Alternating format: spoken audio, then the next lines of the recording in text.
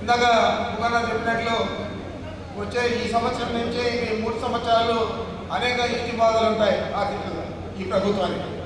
మరి ఇలాంటి పరిస్థితుల్లో ఈ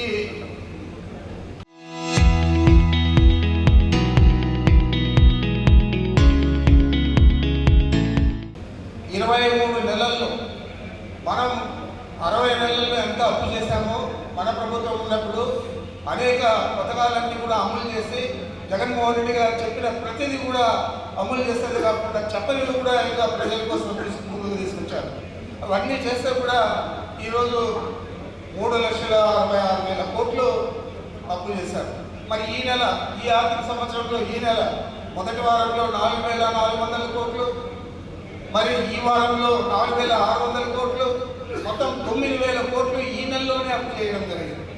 మరి ఇంత దారుణ పరిస్థితుల్లో ఆర్థికంగా దుర్వినియోగం చేస్తూ మా ప్రాంతంలో వచ్చిన ఆదాయాన్ని కూడా మా ప్రాంతంలో ఖర్చు చేయకుండా 200 ఖర్చు పెడితే ఆ మోటార్లు బిగిస్తే మాకందరికీ కూడా తాగడానికి సాగునీరు రెండు కూడా లభ్యమవుతాయని ఆలోచన చేయకుండా మరి నేను కుప్పానికి నీళ్ళు ఇచ్చాను. కుప్పం ఆయన జగన్మోహన్ రెడ్డి గారు కుప్పంకి వస్తే అక్కడ ప్రజలందరూ పూర్తి చేయలేదు, ఇక్కడ మంత్రినివా అంటే అన్న నిజమేనా అని అడిగాడు. నేను చేయలేదు, ఇది చేస్తే బాగుంటుందంటే ఆ సభలోనే ఆయన అనౌన్స్ చేసిపోయాడు. ఆ తర్వాత పూర్తి చేశాము, మళ్ళీ ఇనాగరేషన్ కూడా ఆయనే వచ్చాడు, చెరువులకంతా కూడా నీళ్ళు నింపాడు. అది ఈరోజు అంతా కూడా మర్చిపోయి ఇందాక ఏదైనా మాట్లాడితే బుగ్గన గారని మాట్లాడారు. ఎందుకంటే నేను ఎప్పుడు ఆసక్తిగా ఇంటూ ఉంటాను తప్ప ఆ అసెంబ్లీలో కూడా ఇద్దరు పక్కనే కూర్చోంటాను, ఏదో ఒకటి చెప్తానే ఉంటాడు, నవ్విస్తానే ఉంటాడు. అట్లే ఇప్పుడు కూడా చెప్పాడు, పసుపు నీళ్ళు చల్లుకోవడం, పసుపు పూలు చల్లుకోవడం, అక్కడంతా కూడా పూజలు చేయడం, ఆ కట్ట మీద పసుపు పెట్టుకొని నిద్రపోవడం, మరి ఈ కాలం అంతా నేనే చేశాను, నేనే నీళ్ళు ఇచ్చానని చెప్పి ఈ ప్రభుత్వం వచ్చినాక ఆయన ప్రచారం చేసుకోవడం కూడా జరుగుతూ ఉంది.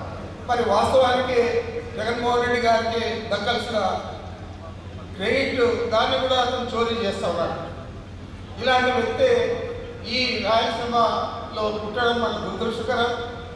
ఇలాంటి వ్యక్తులు ఇంకా ఎవరైనా మన రాష్ట్రంలో ఉండాలంటే నాకు తెలిసి ఇంత నీచమైన ప్రవృత్తి, నీచమైన ఆచారాలు ఉన్న వ్యక్తి ఎవరు కూడా లేరు. ఎందుకంటే ఆయన మాట్లాడే ప్రతి మాట కూడా ఏదో ఒకటి అబద్ధాలతో కూడుకునేది తప్ప ఈ వాస్తవాలు మాట్లాడే పరిస్థితి ఎప్పుడు కూడా మనం చూడడం లేదు. ఈ ఎన్నికల్లో చెప్పాడు, అనేక హామీలు ఇచ్చాడు, ఏదైనా అమలు చేశాడా?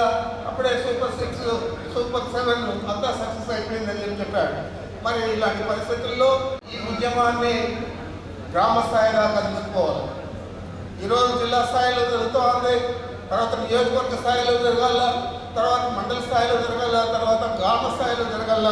అప్పుడే రాయలసీమ వాసులందరికీ కూడా ఒక అవగాహన వస్తుంది, ఈ ప్రభుత్వం మీద ఏమవుతుంది. తప్పకుండా వచ్చే ఎన్నికల్లో జగన్మోహన్ రెడ్డి గారికి ఈ రాయలసీమ ప్రాంతమే కాకుండా నెల్లూరు, ప్రకాశం జిల్లాతో కలిపి అన్ని సీట్లు కూడా మనం గెలిపించుకునే పరిస్థితి తీసుకురావాలని చెప్పి మిమ్మల్ని కోరుకుంటా ఉన్నాను. ఈరోజు దాదాపు మన రామ్మోహన్ రెడ్డి గారు నాకు చూపించారు, దాదాపు 9 ఈ రెజల్యూషన్స్ ఇస్తూ ఉన్నామని. ఇవన్నీ కూడా ఏది కూడా ఇప్పుడు పూర్తి చేసే పరిస్థితి ఉండదు, చేపట్టే పరిస్థితి ఉండదు. చంద్రబాబు నాయుడికి అలాంటి ఆలోచన కూడా ఉండదు. ఇవన్నీ జరగాలంటే తిరిగి జగన్మోహన్ రెడ్డి గారు ముఖ్యమంత్రి కావాలా. ఆయన ముఖ్యమంత్రి అయిన తర్వాత ఇవన్నీ కూడా మనం పూర్తి స్థాయిలో అమలు చేసేదానికి వీలైతుంది.